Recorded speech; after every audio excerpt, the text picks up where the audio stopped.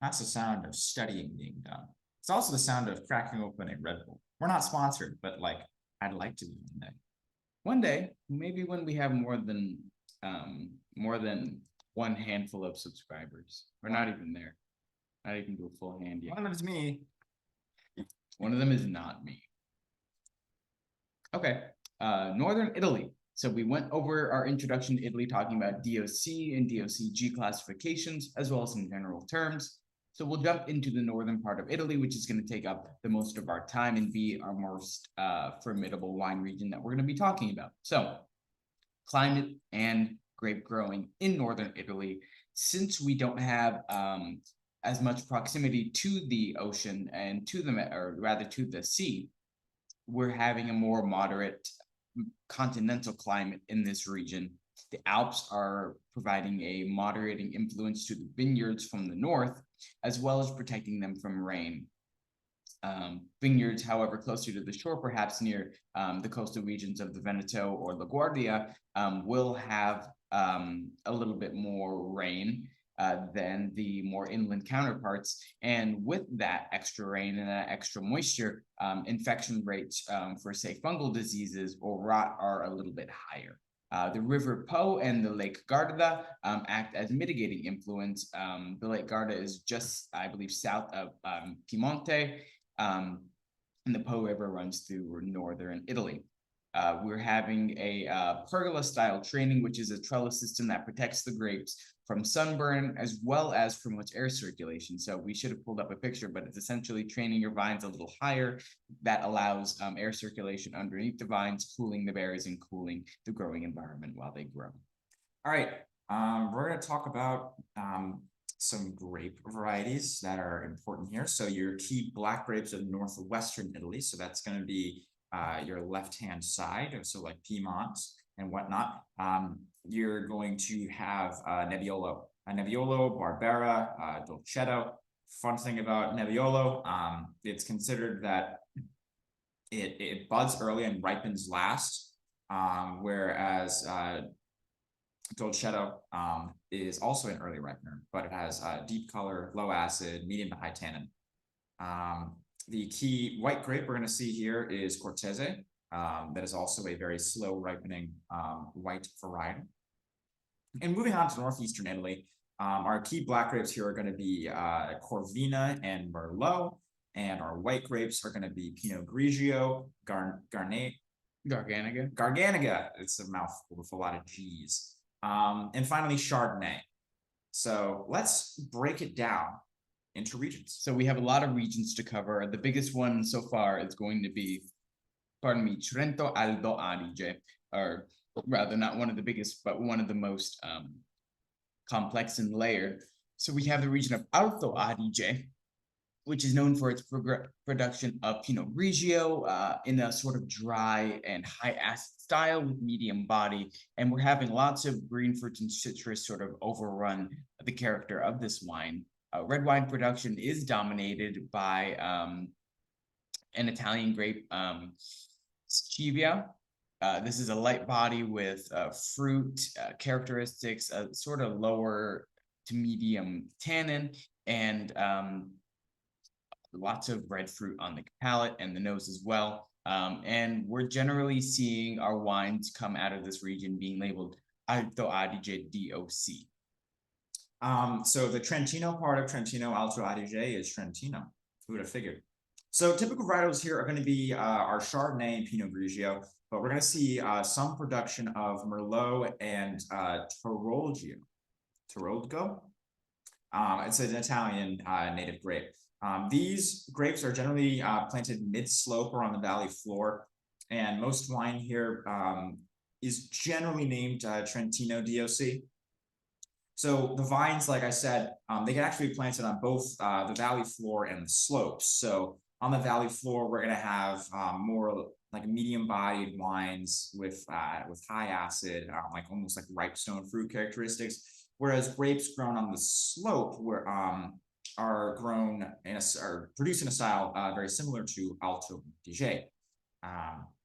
We're going to have dry summers in Trentino with low amounts of rain. And as such, it's generally warmer than Alto Adige.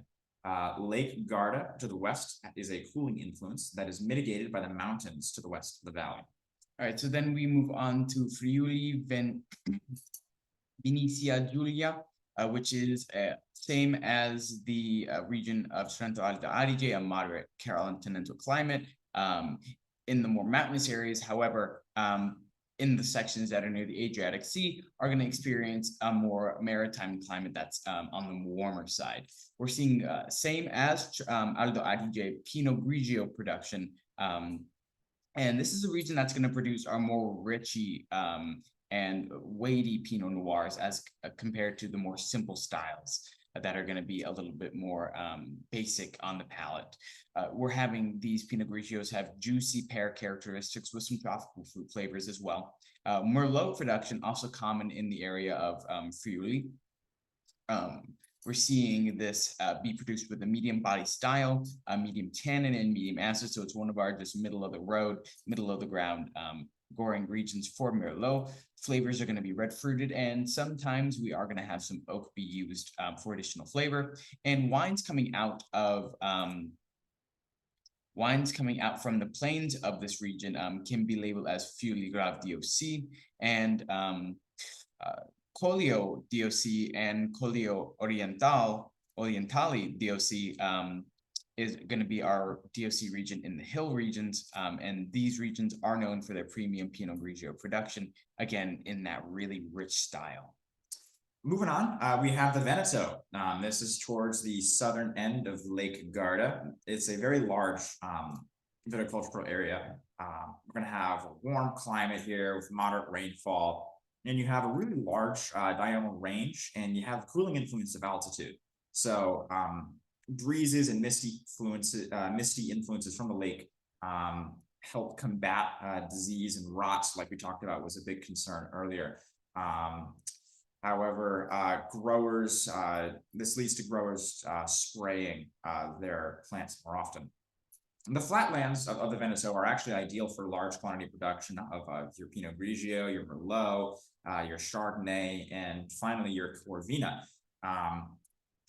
They're generally simple in style, and as such, they're labeled the Veneto IGT. You're also, is that a part of it? Yeah. And we're going to see a lot of large Prosecco production. But we'll get into that when we talk about sparkling wine. So another region that we're going to talk about is Soave, which is, you want to explain that quote?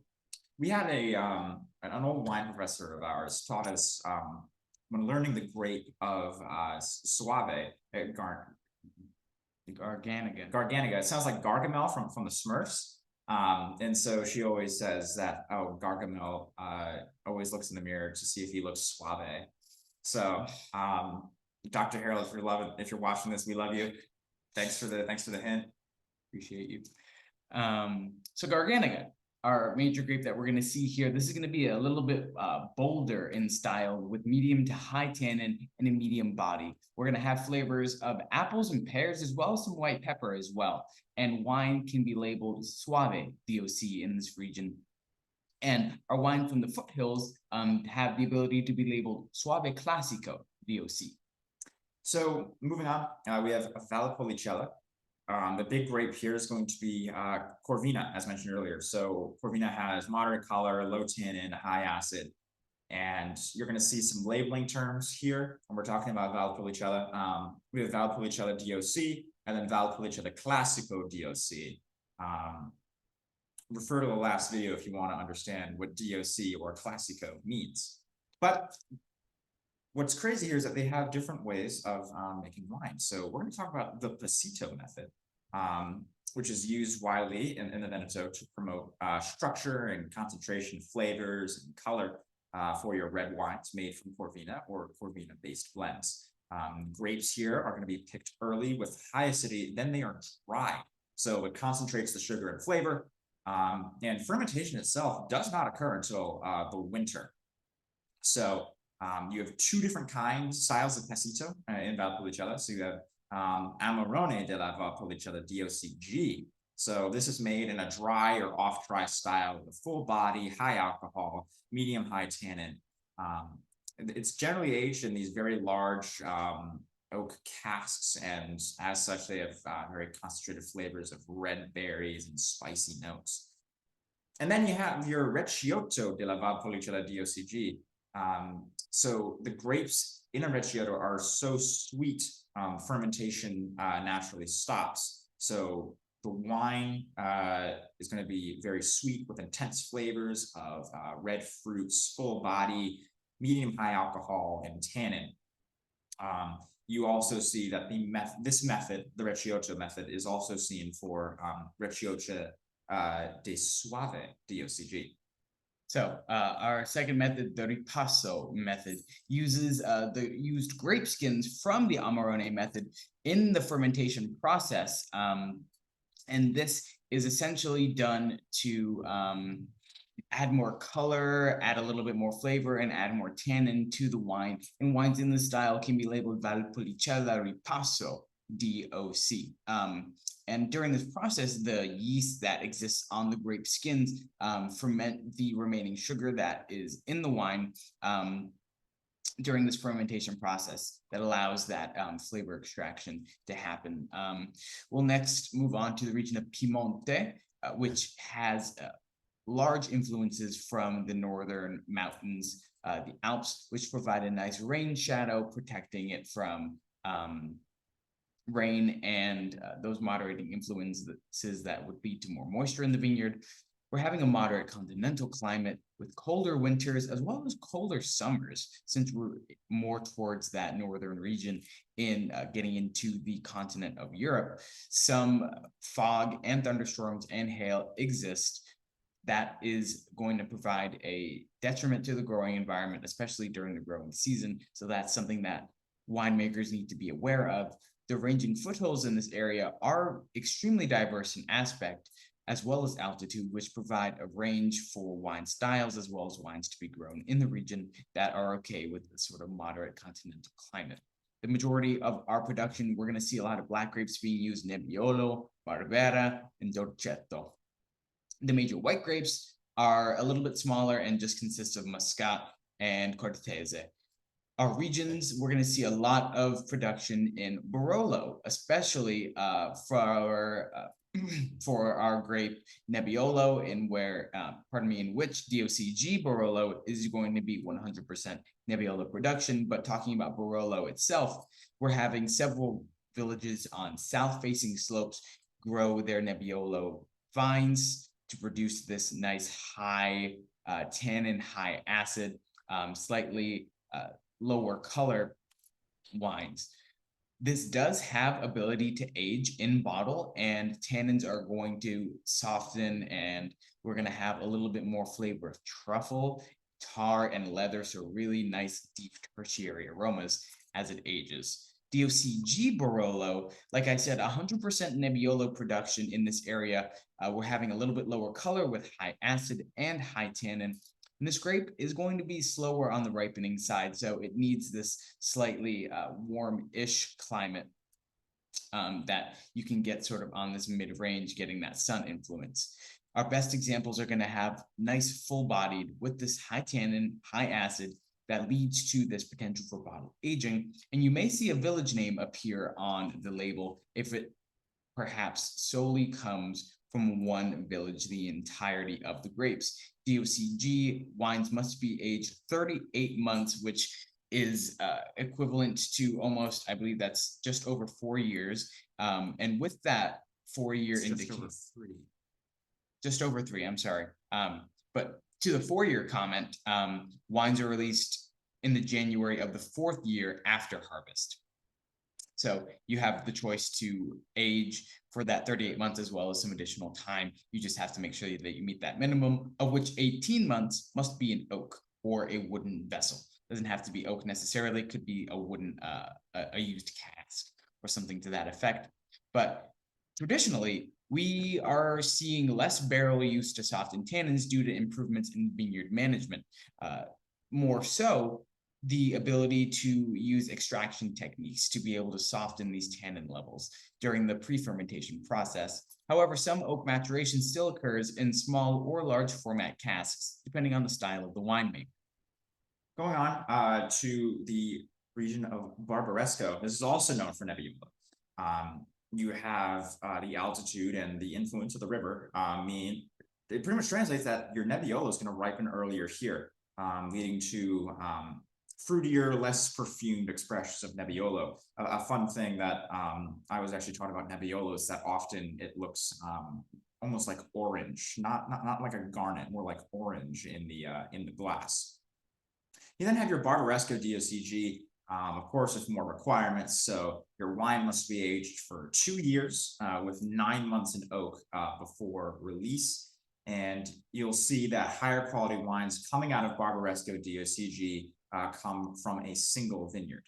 Our last two, not our last two, but one of our last couple of regions, Asti and Alba, which are sort of in the same Piemonte area. Wines are generally going to be made in a style meant to be enjoyed while they're still, while they're still young, with our best examples with nice body and structure having the ability to advance and complex in bottle aging. Barbera is common in this area and is the most widely planted grape. We are seeing Barbera di Alba DOC production as well as Barbera di Asti DOCG production in this region. Late ripening allows the color to develop to a medium to sort of deep state depending on the level of ripening in the region. And we're having a slightly lower tannin, potentially going up to the medium level with high acidity to balance that. Aromas of red fruits, especially cherries, and a little bit of plum and pepper. And we can, like I said, be made in a youthful style that has no oak and is a little bit on the fruitier side, or a little bit heavier and more pronounced with oak or barrel aging perhaps being happening here, as well as the potential to gain fuller body, as well as more spicy notes. Dolcetto, also widely planted, not as common as Barbera, but still widely planted. And we're going to see this being planted more on our cooler vineyard sites. We're seeing production of Dolcetto di Alba DOC, which is producing the best wines using Dolcetto. We're having this wine be made in a style with deep color that is almost akin to purple rather than ruby, going beyond that sort of color spectrum. Medium to high tannin on this wine, medium acidity with more a mix of flavors, some black fruits, some red. You may have some red cherries with some black plums and some dried herbs and a more herbaceous note in there as well. Finally, we have the region of Gavi. This is a white wine region using the grape Cortese. Don't drink all of it. It is a high acid grape with a often floral character, usually pale in color and very light bodied. Winemakers in Gavi will sometimes will often use inert vessels such as like stainless steel or concrete or very old oak fermentation vessels. You also have some winemakers who partake in lees stirring to add complexity to their wine. Wines coming out of Gavi can be labeled Gavi DOCG or Cortese di Gavi DOCG. That's been northern Italy. Yes, very north. Yep. Very Italy. It's both northern and in Italy. That's how you can tell. That's how you can tell it's northern Italy, my friends. So keep it real, people. We're gonna keep it real. We're gonna keep chugging along. At Italy, we have to do middle and southern. At least it's not 10 different appellations in 10 different videos. Oh God. Cough, cough, France. Okay, keep it real. Keep it real.